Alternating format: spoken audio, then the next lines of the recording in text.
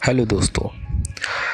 आज मैं आपको वजेरेक्स के पीछे का जो कांड है वो पूरे अच्छी तरीके से समझाऊंगा, फुल स्टोरी कि कैसे वजेरेक्स हैक हुआ और इसके पीछे कौन कौन जिम्मेदार हैं।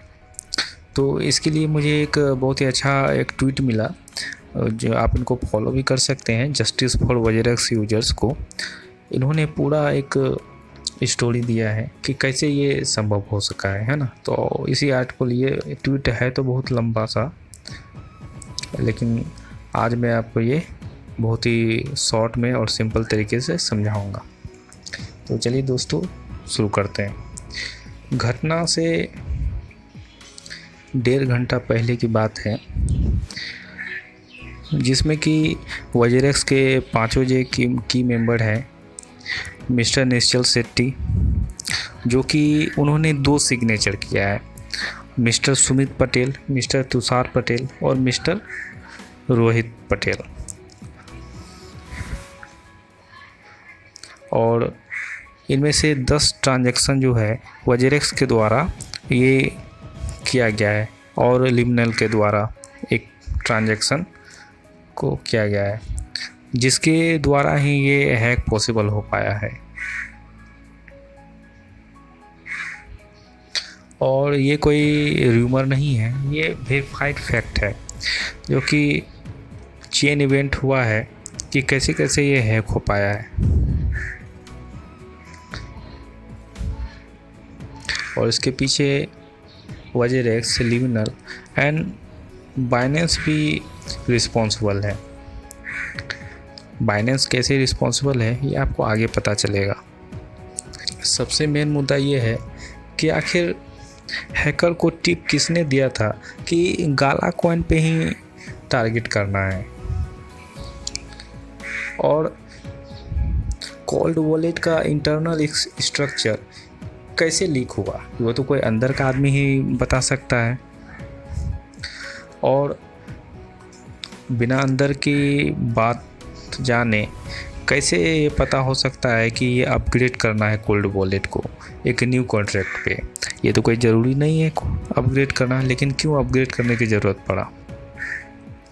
और सबसे बड़ा बात कि एक ही वॉलेट में 45% फंड क्यों था, जो कि मेन कारण है इतने बड़े हैक होने का। अभी 2-4 दिन पहले ही एक इंडोनेशिया का एक्सचेंज हैक हुआ है, लेकिन उसमें सिर्फ 12 मिलियन ही हैक हो पाया। क्योंकि वजेरेक्स के जितने वो स्मार्ट नहीं थे, वो उन्होंने अलग अलग फंड रखा है ना।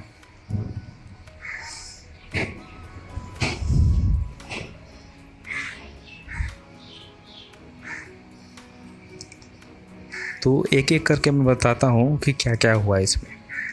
जुलाई 11 को हैकर ने एक वेस्ट बंगाल के एड्रेस से एक फेक KYC अकाउंट क्रिएट किया, जो कि पूरा फर्जी था। उसके बाद हैकर ने 1 करोड़ रुपया का डिपॉजिट किया क्रिप्टो में, और उसके बाद गाला टोकन को बाय किया। जिसके पीछे का कारण ये था कि वजेरेक्स के गाला हॉट वॉलेट को वो उसको ड्रेन करना था। और जुलाई 18 को हैकर ने गाला टोकन को विड्रॉ करना चाहा, जिसका एक ही कारण था कि वजेरेक्स का हॉट वॉलेट को खाली करना। जिसके रिस्पॉन्स में वजेरेक्स ने अपना कोल्ड वॉलेट के जरिए उनको पेमेंट देना स्टार्ट किया। और हैकर ने एक सबसे बड़ा लूप होल को फाइंड किया, जो कि ये था कि अगर आप वजेरेक्स में अपना क्रिप्टो टोकन अगर डिपॉजिट करते हैं, INR अगर नहीं करते हैं, तो आप क्रिप्टो को विड्रॉ कर सकते हैं। अगर आप INR में करते हैं तब आप INR में विड्रॉ कर सकते हैं, लेकिन अगर आप सीधा विड्रॉ अगर USDT अगर डालते हैं या कोई और टोकन उसमें डिपॉजिट करते हैं, तो आप क्रिप्टो को विड्रॉ कर सकते हैं, उस टोकन को विड्रॉ कर सकते हैं। ऐसा एक लूप होल था वजेरेक्स में, जो कि हैकर के लिए बहुत ही अच्छा साबित हुआ, जिसकी वजह से ही वो ऐसा कर पाया, गाला टोकन के हॉट वॉलेट को टारगेट कर पाया। हैकर को सिर्फ 3 सिग्नेचर वजेरेक्स से और 1 सिग्नेचर लिमिनल से चाहिए था, जिसके जरिए वो हैक को अंजाम दे सके। तो 18 जुलाई को 10 बजे सुबह के लगभग में वो गाला हॉट वॉलेट को ड्रेन करना स्टार्ट कर दिया, और जिसके रिस्पॉन्स में सुमित पटेल ने अपना गाला को जो विड्रॉ का प्रोसेस स्टार्ट कर दिया। लेकिन उसमें क्या था कि हैकर ने एक वायरस इंजेक्ट कर दिया था, जिसके चलते सही एड्रेस डालने पर भी वो हैकर के वॉलेट में जा रहा था।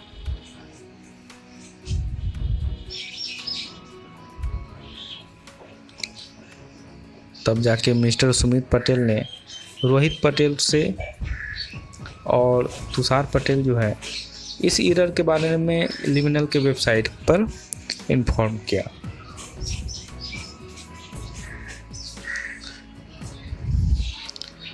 ये सब होने के बाद, अपने सब जानने के बाद, ये सब कन्वर्सेशन करने लगे आपस में ही कि, और सबको इन्फॉर्म भी किया। और उसके बाद सुमित पटेल फिर से ट्रांजैक्शन किया, इस बार USDT और दूसरा गाला टोकन के लिए, और इस बार ये हो गया, जिसके वजह से क्या हुआ कि हैकर के पास दोनों का एक्सेस आ गया।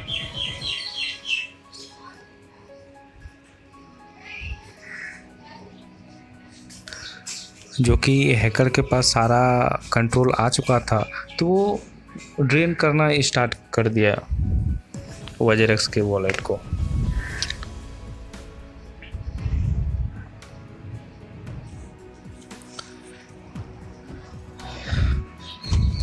और ये सब होने के बाद दोस्तों, वजेरेक्स ने एक अपना ऑडिट करवाया, जो कि गूगल की ही एक कंपनी है मैंडिएंट, जिसमें ये पाया गया कि वजेरेक्स के तीनों लैपटॉप इसमें अनकॉम्प्रोमाइज थे, है ना। और उसके बाद लिमिनल ने भी एक ऑडिट करवाया, जो कि ग्रांड ट्रॉन्टन नाम का एक कंफर्म मतलब कि कंपनी है, उन्होंने किया। और इसमें भी ये बताया गया कि लिमिनल का फ्रंट एंड और बैक एंड दोनों सिक्योर है। तो अगर ये बात मान के चले तो रिस्पॉन्सिबल कौन है? अगर दोनों का ही लैपटॉप अगर हैक नहीं हुआ था, कॉम्प्रोमाइज़ नहीं हुआ था, तो ये कैसे संभव है कि हैक हो पाए, है ना। तो एक बात तो ये भी हो सकता है कि दोनों ने पैसे खिलाकर ये ऑडिट करवाया हो, जिसके वजह से दोनों का रिपोर्ट क्लीन आया हो। ये तो अंदर की बातें हो सकता है।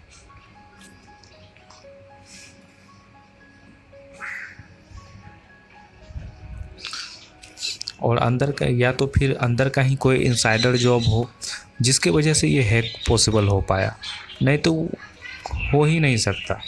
अगर आपका कोई मोबाइल हैक ही नहीं हुआ है तो कैसे कोई आपका फंड चुरा सकता है? भले ही अगर किसी आपका जान पहचान के ही आदमी के पास मोबाइल हो, जो आपका पासवर्ड जानता हो, उसके हाथ में मोबाइल है, वो तो बिना हैक किए हुए आपका पासवर्ड डाल के निकाल सकता है सारा फंड। वो तो हैक नहीं कहलाएगा, वो तो इनसाइडर जॉब हो गया।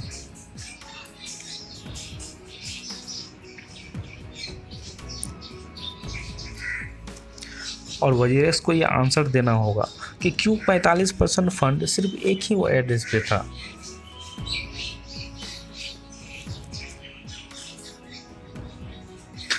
और क्यों लगातार, मतलब हैक से 1.5 घंटा पहले 8 ट्रांजेक्शन वो लगातार करते ही जा रहे थे? क्यों ध्यान देना एक भी मतलब ज़रूरी नहीं समझा इसके बारे में। और इसमें दोस्तों लिमिनल को भी आंसर देना पड़ेगा, जबकि वो लिमिनल कहता है कि वो कॉन्ट्रैक्ट अपग्रेड को अलाउ नहीं करता है, तो फिर वजीरेक्स का कोल्ड वॉलेट अपग्रेड कैसे हो गया? और उन्होंने मैलिशियस ट्रांजैक्शन को कैसे अप्रूव किया, जबकि वहाँ पर जो वाइट लिस्टेड है एड्रेस है, सिर्फ उन्हीं पे ट्रांजैक्शन हो सकता था, तो कैसे दूसरे के कोई नए एड्रेस पे ट्रांजैक्शन हो पाया। लिबनल कहता है कि हमारा सिस्टम बहुत ही रोबस्ट है जो कि कोई हैक नहीं कर पाएगा। तो कैसे ये सिक्योरिटी बाईपास कर सका हैकर। तो इसका मतलब यही है कि उनका सिक्योरिटी तो बहुत बेकार किस्म का था, तभी तो वो हैकर बाईपास कर पाया उसका सिक्योरिटी को। आज ऑनलाइन का ज़माना है और दोस्तों हम लोग बहुत सारे ट्रांजैक्शन करते हैं बैंक में। तो बैंक का किस लेवल का सिक्योरिटी होता है आप लोग को पता ही होगा। और दोस्तों इसमें बाइनेंस भी रिस्पॉन्सिबल है, क्योंकि दोस्तों कोर्ट ने अभी तक ये क्लियर नहीं किया है, मतलब वजीरेक्स का ऑनरशिप जो है उससे अभी तक ऑनरशिप के लिए अभी तक कोर्ट में केस चल रहा है और इससे अलग नहीं किया गया है उसको। इसीलिए बाइनेंस का भी ये रिस्पॉन्सिबल होना चाहिए या है रिस्पॉन्सिबल है कि हम लोग को वो आंसर दे। जब तक कि ये रिस्पॉन्सिबल ये क्लियर नहीं हो जाए। और कुछ फंड भी है बाइनेंस के पास, तो ये सब मुद्दा क्लियर करके वो सब फंड को वापस करना चाहिए, जिससे कि कुछ यूजर्स का रिकवरी हो पाए। और दोस्तों बाइनेंस का अभी तक इस पर कोई भी स्टेटमेंट नहीं आया है, जबकि मिलियंस ऑफ जो लोग हैं वो इसी के इंतज़ार में है कि बाइनेंस अगर कुछ हेल्प कर दे। बाइनेंस के पास वजीरेक्स का टोकन भी है, वो सब अगर क्लियर कर दे तो वजीरेक्स का जो यूजर्स हैं उनको, हम लोग का इंडियन यूजर्स को बहुत फ़ायदा हो जाएगा। उससे जो रिकवरी है प्रोसेस उसमें बहुत फ़ायदा होगा उसमें। और दोस्तों इसके लिए ये बहुत ज़रूरी है कि एक सीबीआई का इन्वेस्टिगेशन हो इसमें, जो कि पूरा अनकवर करे कि ये कैसे संभव हो सका। क्योंकि अगर सीबीआई इसके पीछे लग जाती है तो 100% चांस है दोस्तों कि ये फंड रिकवर होगा ही होगा। मतलब कि इसके पीछे कौन कौन है वो सब सामने आएंगे, कौन कौन रिस्पॉन्सिबल है। और ये हैक तब हुआ जब मतलब वजीरेक्स का प्रॉफिट जो है पूरा ख़त्म हो चला था। क्योंकि हम लोग जानते ही हैं दोस्तों कि इंडियन जो एक्सचेंज है उसमें उतना वॉल्यूम नहीं रहता है ना। तो निश्चल शेट्टी ने हो सकता है सोचा हो कि चलो भाई कुछ तो इससे फ़ायदा आना ही रहा है, हम लोगों के पास इतना सारा फंड है, चलो ऐसा कुछ गेम करते हैं कि अच्छा माल रहा जाए। क्योंकि ट्रेडिंग फीस से तो उतना प्रॉफिट हो नहीं रहा था। एक सोची समझी एक चाल जैसा ये लग रहा है दोस्तों। अब ये सीबीआई इन्वेस्टिगेशन के बाद ही पता चलेगा कि कैसा ये क्या कर सकते हैं हम लोग। और दोस्तों ये भी जिसका जिसका ज़्यादा फंड था उन लोगों को एक कम से कम एक ऑनलाइन कंप्लेन भी करना चाहिए दोस्तों। और आप लोग करो, जिसके पास अच्छे खासे फंड थे वो तो कम से कम करो। जिसका 200-400 हज़ार रुपया था वो चलो ना भी करे, उसको कोई फिक्र ना भी हो। जिसके बड़े बड़े फंड है 1 लाख 2 लाख 10 लाख ऐसे करके है, कम से कम एक ऑनलाइन कंप्लेन तो क्रिमिनल आखिर पे करो।